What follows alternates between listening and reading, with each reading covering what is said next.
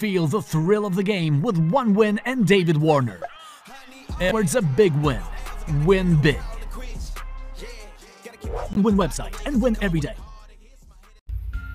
Hello বন্ধুরা, Kolkata night Riders Mumbai ইন্ডিয়ান্সের কাছে হেরে গেছে এবং হারার পরে অবশ্যই কলকাতা নাইট রাইডার্সের কিছু পরিবর্তন হবে এবং সব থেকে বড় পরিবর্তন দেখো তাদের ওপেনার। অবশ্যই যদি মাঝ পরে ওপেনার পরিবর্তন করতে হয় খুবই খারাপ। তবে আপাতত 3টি ম্যাচ হয়েছে, 3টি ম্যাচের জন্য কিন্তু ভাই ওপেনার একটা ম্যাচেও চলেনি। সো ওখানে কলকাতা নাইট রাইডার্সের সব থেকে বড় ঘাটতি ওপেনার। তো অবশ্যই ওপেনার নিয়ে পুরোপুরি আলোচনা করব, কে আসলে ভালো হয়। তো ভিডিওটি অবশ্যই শেষ পর্যন্ত দেখবেন এবং আমাদের চ্যানেলে প্রথমবার আসলে আপনারা অবশ্যই চ্যানেলটিকে সাবস্ক্রাইব করে পাশে থাকা বেল আইকনটি এখনই ক্লিক করুন, যেখানে IPL 2025-এর জন্য কলকাতা নাইট রাইডার্স আপাতত সব শেষে পয়েন্ট টেবিলে। কিন্তু কলকাতা নাইট রাইডার্সের সব থেকে বড় ঘাটতি শুরু।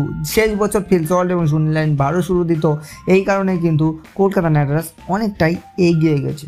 বাট এবছরে কলকাতা নাইট রাইডার্সের সেরকম একটা শুরু ভালো হয়নি, এই কারণে কিন্তু কলকাতা নাইট রাইডার্সের ওপেনারই যখন কমতি আছে তো কী করে হবে। তো এই কারণেই কলকাতা নাইট রাইডার্স অনেকটাই এখানে পিছিয়ে যাবে। এবং আপনাদেরকে জানাই যে কলকাতা নাইট রাইডার্সের ওপেনিং যদি ঠিকঠাক না করতে পারে তো আর কিছুই বলার নেই আমার কাছে। তো ওপেনারে সবথেকে বড় ব্যাপার পরিবর্তন হবে এবং ওপেনিং পরিবর্তন কেন করা উচিত, মিডিল অর্ডারের প্লেয়াররাও কিন্তু উল্টোপাল্টা স্লটে ব্যাট করছে, এই কারণে কলকাতা নাইট রাইডার্স খুব একটা খারাপ পর্যায়ে যাচ্ছে। আর আমার তো মনে হয় ওপেনার অবশ্যই পরিবর্তন করা উচিত। কুইন্টেন ডি ককের সাথে কে আসবে ওপেনার অবশ্যই নিচে কমেন্টে জানান।